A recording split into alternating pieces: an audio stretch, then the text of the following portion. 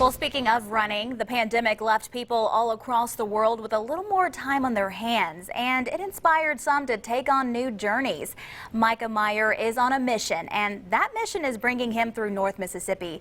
The adventure seeker already broke the record for being the first person to visit all 419 national parks in a single journey. Now he's on foot. Check him out, running from state line to state line across Mississippi. You may have even seen him running through downtown Tupelo dressed as Elvis Wednesday afternoon. But why Mississippi, and what's his mission? So let's ask him. This morning at 8:12, Micah Meyer is joining us. Thank you so much for your time. Hey, good morning. Thanks so much for having me. So you just heard the forecast, the running forecast from Joel. So it looks like things should be okay today, but you might want to have a rain jacket. Anyways, Yeah, keep going, I sorry. appreciated those running references, and I've got my rain jacket right here just in case. Okay, good. Well, where are you in Mississippi this morning? So I'm right here in Tupelo, preparing for today's run. Thank you so much for that forecast. My crew and I were sort of looking at the same thing, thinking we want to hit the early afternoon, so we hit the nice weather, but we got to finish before those rainstorms come in. Oh, yeah. And where will your run take you today? So yesterday I ran from Elvis's birthplace and ended at Thistle Baptist Church, which is just on the west side of town beyond the Tupelo Regional Airport. So today I'm going to go another 6.2 miles, 10K west of that, making my way towards Pontotoc and Oxford. That is awesome. Major props to you with that. What is your mission? Yeah, so I'm here running across Mississippi to raise awareness for the Outside Safe Space program, which is the pin that you see me wearing on my headband. Yeah. And the Outside Safe Space program is meant to help make rural and outdoor spaces more welcoming to LGBTQ plus people.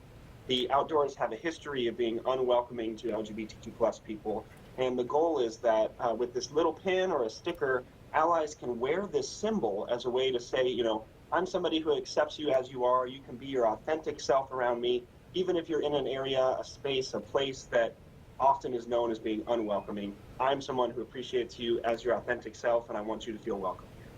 That is awesome. What has been your inspiration to create and develop Outside Safe Space?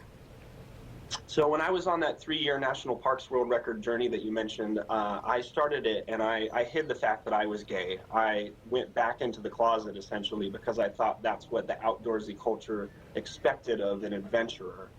And people who heard my story Googled me and found out that I had worked in LGBTQ plus advocacy and that I was openly gay. And they said, you know, you mean so much to me. It's so helpful to see somebody else who's like me, who's gay and loves the outdoors, and thank you so much for being visible. And as these thousands of messages poured in, I thought, you know, I really need to be more visible and share this part of myself to help make others' lives easier. So it was that experience, that hearing the stories of thousands of people around the world, that was also my story, that made me think I have to do something to make their lives easier. Yeah, and that was actually one of my questions. What is the feedback and the stories from other members of the LGBTQ? It's awesome. You know, people write me every day. Kids who are teenagers who say, I'm not out to my family. Can you give me advice on what I should do? I'm a pastor's kid. My dad was an award-winning Lutheran campus minister. And a lot of people write me with questions about Christian theology and help talking to their families about that. Or folk will write and say, you know, I have this plan, I want to go here, is it safe for me here? So it's really, what I love about social media is it allows me to connect with people around the world and help them on their own journeys, even as I do my own journey across Mississippi. And why Mississippi? So last fall, I launched this Outside Safe Space program by running across the state of Minnesota. I live in downtown Minneapolis on the Mississippi River. And I loved the idea of following that Mississippi River south to somewhere warm because it's -degrees in Minneapolis right now.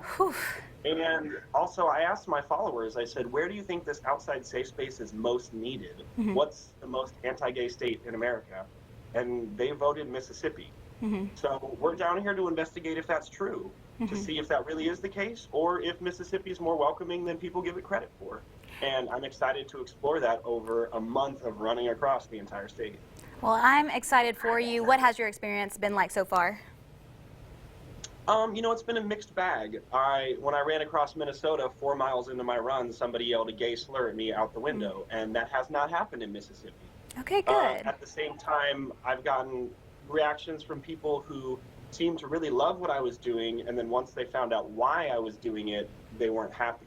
We had an experience at Elvis's birthplace yesterday where for 2 days we were there taking pictures and nobody seemed to have a problem with us, and then suddenly yesterday we showed up and it was like somebody did their research and they told us we couldn't film, we couldn't be there, and eventually we figured out that the law said we could be there and we could film, but it's a mixed bag. I think Yeah. Having gone to school in Memphis, I know that oftentimes people like certain parts of you, and then when they find out other parts, they become cooler and cold towards you.